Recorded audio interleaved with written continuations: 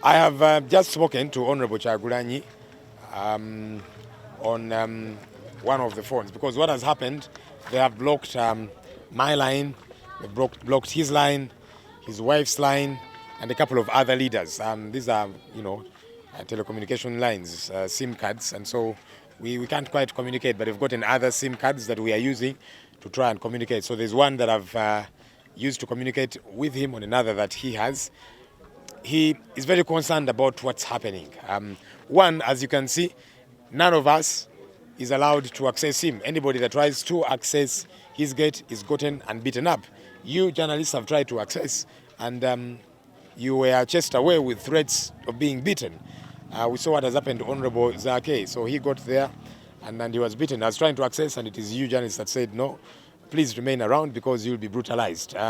There's people that were trying to take groceries to him and the wife, and those who are sent away as well. So clearly, they're cutting him off from everybody. So he's alone in the house with his wife.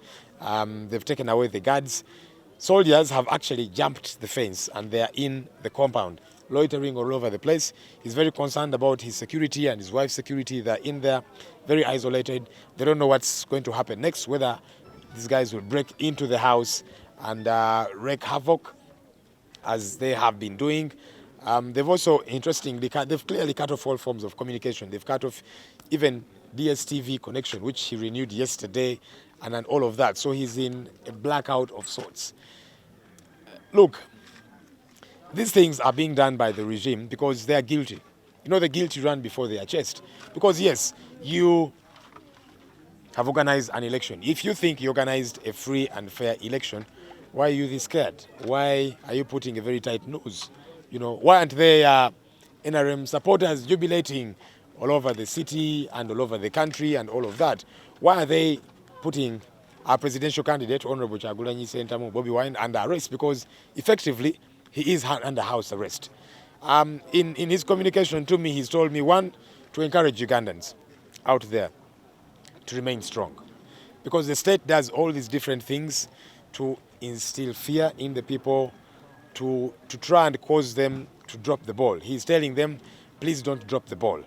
We must keep chasing the ultimate goal, and that is change of government. Because look, I think everybody now clearly realizes that now more than ever, we must change leadership. We must get sane leaders into power.